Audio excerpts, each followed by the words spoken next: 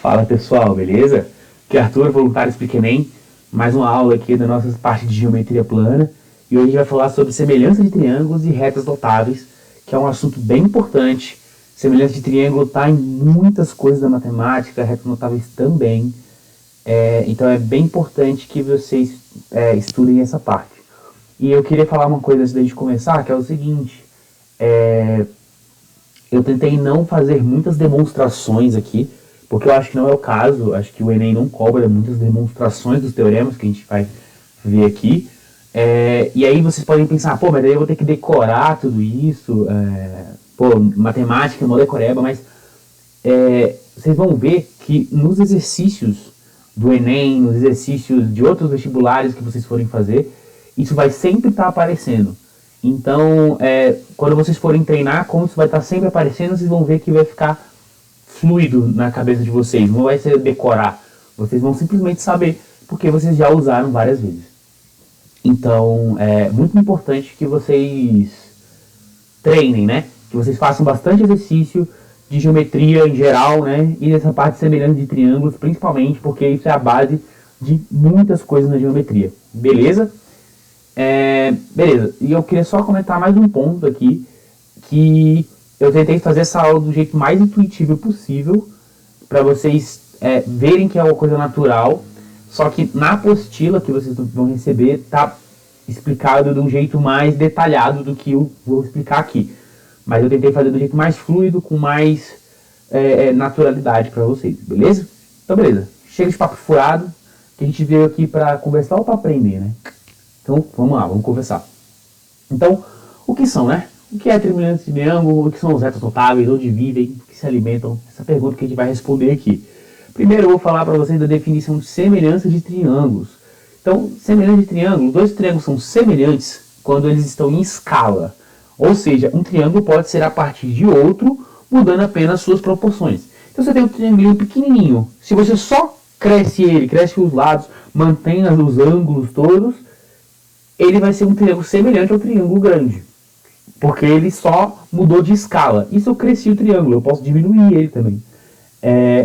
Importante que eu, se for vendo nos exercícios, né? Mas você pode pensar, mas o triângulo pequeno, o triângulo grande, você já imagina eles não rotacionados, né? Mas, por exemplo, eu posso ter um triângulo pequeno, crescer ele e rotacionar, por exemplo.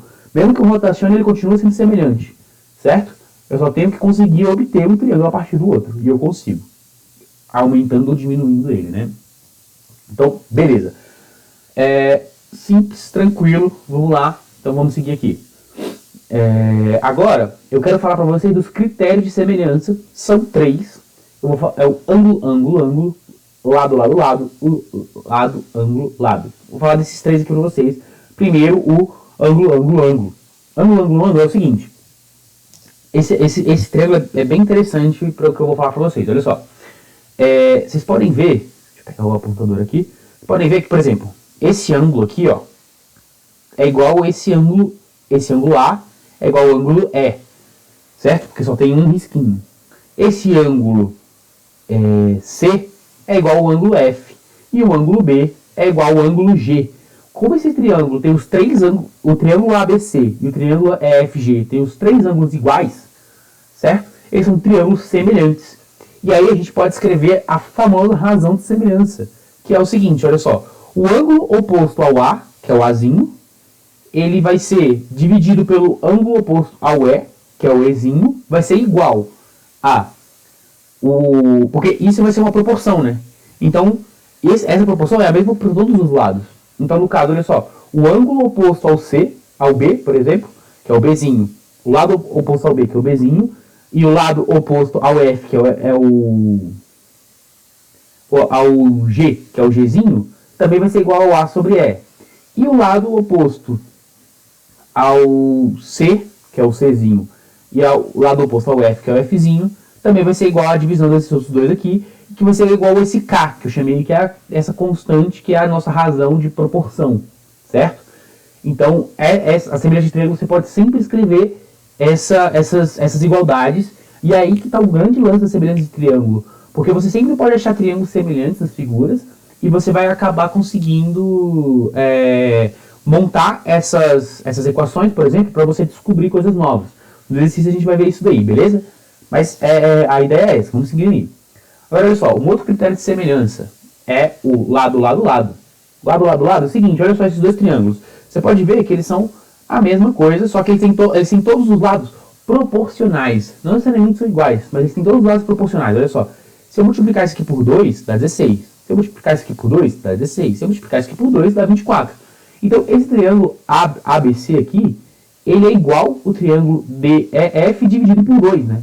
Ou eu posso pensar que o triângulo DEF é o triângulo ABC vezes 2, que eu só dobrei, né, os lados ali do triângulo. Beleza?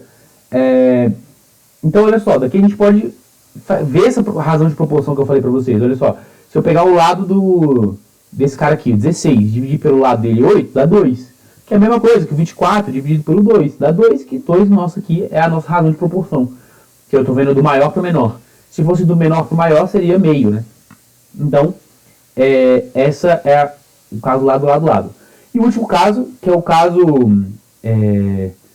lado, ângulo, lado, que acontece quando, por exemplo, olha só, esse lado aqui é proporcional a esse lado aqui é proporcional a esse lado, e o ângulo formado entre esses dois lados que são proporcionais aqui é o mesmo. Olha só, aqui é beta e aqui também é beta.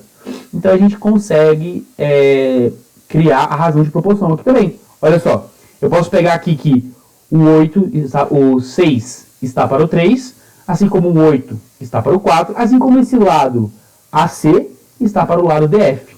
Beleza? Então eu consigo para os três casos, eu consigo escrever essa razão de semelhança. Então, sabendo disso, eu vou botar aqui um slide para resumir isso tudo. Triângulos semelhantes possuem todos os ângulos iguais, que é o caso ângulo, ângulo, ângulo, ou todos os lados proporcionais, que é o caso lado, lado, lado, ou dois lados proporcionais e o mesmo ângulo formado em o mesmo ângulo entre os lados proporcionais. Ou seja, dois lados proporcionais aqui e o ângulo entre eles é o mesmo. Então é o lado, ângulo, lado. Beleza? Esses três casos. Sempre que você achar dois triângulos se encaixam em algum desses três casos, eles vão ser semelhantes. Em geral, galera, eu vou até dar um adianto aqui, o caso mais simples, na minha opinião, que é de achar esse ângulo, ângulo, ângulo. Mas enfim, todos os casos são válidos. Então, beleza. Agora eu quero falar um pouco dessa tal de proporcionalidade que eu falei pra vocês. Então, se eu vou pegar aquele primeiro triângulo, aqueles primeiros dois triângulos proporcionais, né? Semelhantes.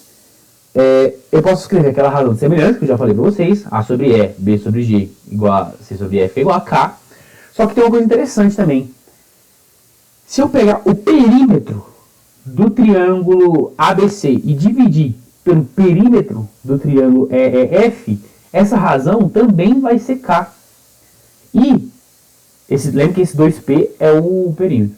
E o H, que é a altura, se eu pegar a altura, qualquer uma das alturas do triângulo ABC e dividir pela altura do triângulo EEF, ou EFG, também vai ser HK.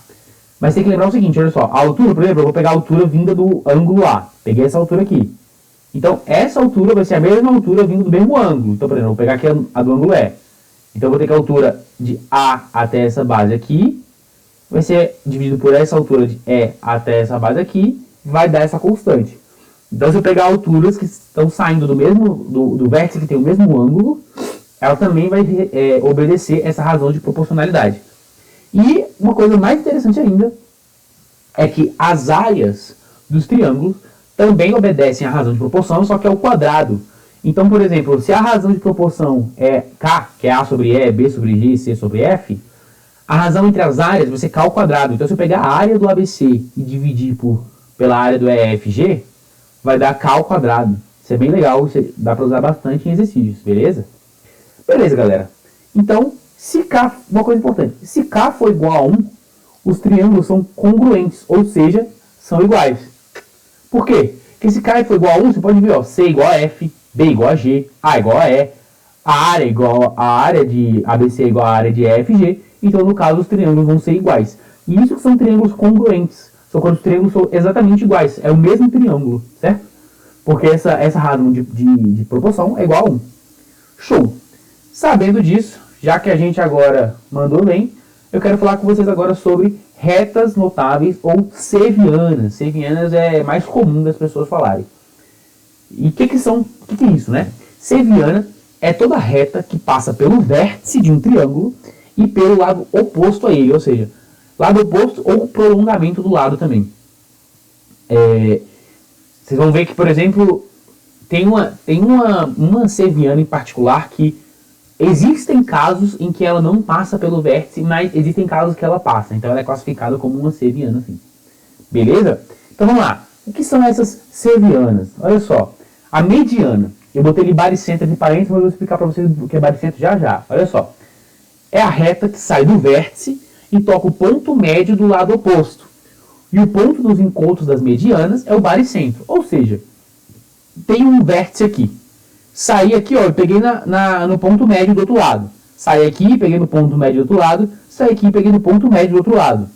Cada reta dessa aqui é uma seviana do triângulo, que no caso é uma mediana do triângulo, né? Essa seviana se chama mediana. E o ponto de encontro das medianas é o baricentro, certo? E o baricentro, ele tem uma propriedade muito interessante, que é o seguinte. Ele divide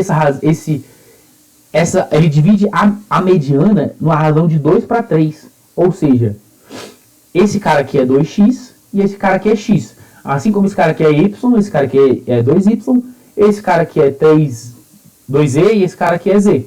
Ou seja, o baricentro bota o cara que está do baricentro até a base é x e o cara que está do baricentro até o vértice vai ser 2x. Isso sempre, beleza? Beleza. Manjamos aqui a mediana, matamos. Vamos falar agora da bissetriz, que é o incentro, o ponto de encontro das bissetrizes. Bissetriz é a reta que sai do vértice e parte o ângulo do vértice na metade, ou seja, ele vai pegar aquele ângulo do vértice e vai partir no meio. E o ponto de encontro das bissetrizes é o incentro. Então, olha só, essa retinha aqui, ó, saiu daqui e chegou na base, e ela cortou esse ângulo aqui, ó, exatamente igual, ó. Aqui também, e aqui também. E qual é esse ponto de encontro aqui é o incentro. E qual a propriedade interessante aqui da bissetriz? É que a bissetriz, o incentro, ele é o centro da circunferência inscrita no triângulo. Então, sempre que você tiver o incentro, dentro dele, o incentro, ele é o ponto que é o centro da circunferência inscrita no triângulo. Beleza? Isso é bem legal, cai em algumas questões também. Agora eu vou falar aqui para vocês da altura, o ortocentro. A altura também é uma seviana e é a reta que sai do vértice faz 90 graus com o lado oposto ou o prolongamento do lado oposto, né? Porque quando o triângulo é obtusângulo, essa altura não está tocando necessariamente no lado, ela toca no prolongamento. E o ponto de encontro das alturas é o ortocentro. Ortocentro é exatamente isso aqui, olha só. Peguei a altura de C. Por que a altura? Porque eu saí daqui e cheguei aqui fazendo 90 graus. Saí de A aqui, peguei aqui, saí aqui e cheguei fazendo 90 graus, e assim por diante. Então no caso, o ortocentro, que é esse ponto H aqui, ele é o encontro das alturas, né? É o ortocentro. Tranquilo? Então, beleza, galera. Agora vamos para a última aqui, que é a mediatriz. A mediatriz é o segmento de reta que faz 90 graus com o lado e também corta do ponto médio. Então, olha só. E o ponto de encontro é o circuncentro, que é o centro da circunferência circunscrita ao triângulo. Então, olha só. Esse aqui é o caso que eu comentei para vocês que, por exemplo, olha só, ela está saindo aqui do ponto O, que é o ortocentro já, está vindo aqui nesse triângulo, está partindo da metade e fazendo 90 graus. Mas você pode ver que se eu prolongar essa reta aqui, ela não vai encontrar o ponto C. Ou seja, em triângulos comuns, não comuns, né? Na grande parte dos triângulos, ela não sai de um vértice, a mediatriz. Mas, por exemplo, no triângulo equilátero e no triângulo isósceles, ela vai sair do vértice. Então a gente considera ela uma seviana. Beleza? Então, beleza, galera. Era isso que eu tinha para falar para vocês. Então, igual eu falei, aqui é muito conceito. Façam os exercícios, exercitem bastante, que vocês vão ver que isso vai ficar mais palatável para vocês, beleza? Mas era isso que eu tinha para falar para vocês hoje, então muito obrigado e até mais. Valeu!